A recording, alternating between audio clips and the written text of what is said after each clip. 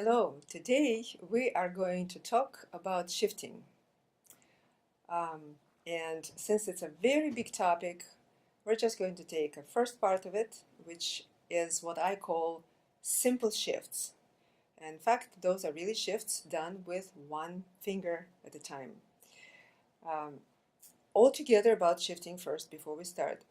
What's very important? We have shifts that are made for technical reasons, so-called transportational shifts maybe, and also shifts that are sometimes participate in music, in musical expression. Today, right now, we're only going to talk about the technical or transportational shifts and not the musical ones. So for technical purposes, we want to move sometimes very fast, it's true, but always very light. And the problem that most people have with shifting is that we learn to move too fast and too heavy, pressing the finger to the string all the time. That's usually the most common problem with shifting. So right now we're trying to unravel this problem, make it simple, and allow you to practice it correctly. So that way, when we first start, of course, we press the finger because we have our note. So let's say I have the E on D string.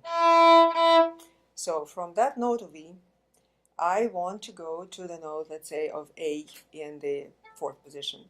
What I will do, I will press the note of E, then I will release the pressure of the string altogether and go on the surface of the string, shift on the surface of the string entirely, and then arrive to the note of A. When I arrive to the note of A, I will sound it again. So here's how it will sound. So I press, I release and go, and then I press again when I arrive there. Notice that when we go up or down, we hear basically kind of what I call harmonic level. We are not on a very, very surface of the string.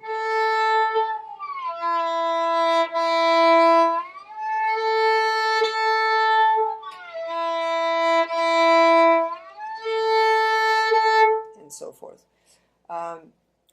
I don't like to teach shifting when you hear the whole going.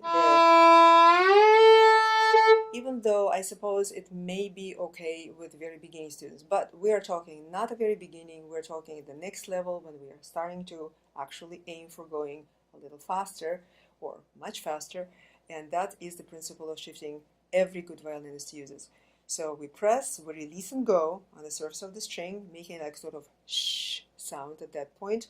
My bow also goes slightly lighter when I'm shifting, and then resuming the sound when and the finger drops on the string or presses down into the next note, a rival note.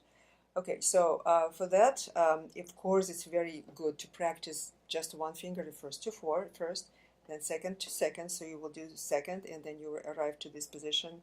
It can be fourth or third position, the good positions to start from, and third the same way. So every time, or even fourth, you press, you release and go. You go completely on the surface of the string. You press again when you arrive to the note, and you go the same way back.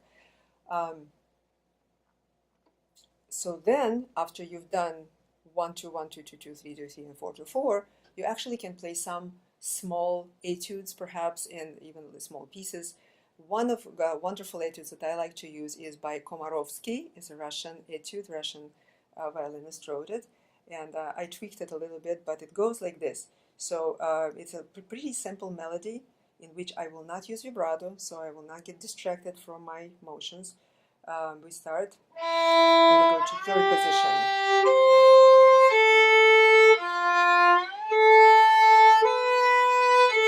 Then third finger goes.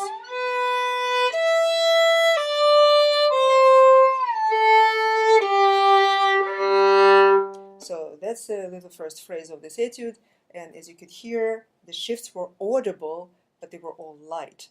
And that's exactly what I propose to do to all of my students when we are dealing with shifting that was originally this, and so forth. This is obviously not acceptable, way too fast for the tempo, and improper movement because I did not release the finger. Another thing to consider for those who also work on getting their thumb into the correct position, which is, we all know, a lot of times thumbs are getting stuck behind. And there are various reasons why they do so, but it's a fact. A lot of times people start doing this and play like that, and therefore there's a lot of squeezing going on and so on.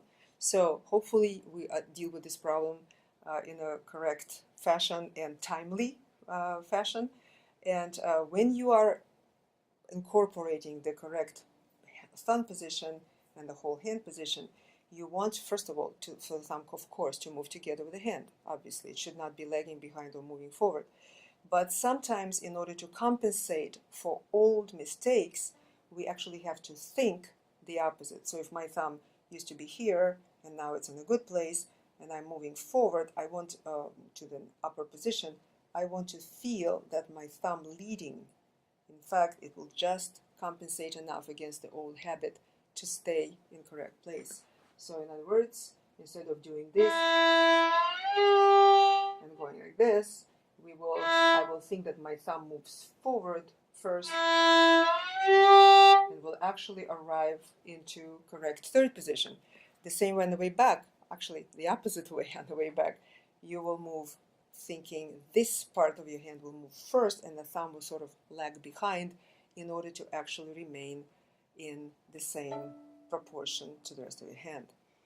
So hopefully that will shed light on this particular etude by Komarovsky, and also the proper shifting from one finger to the same finger in a different position.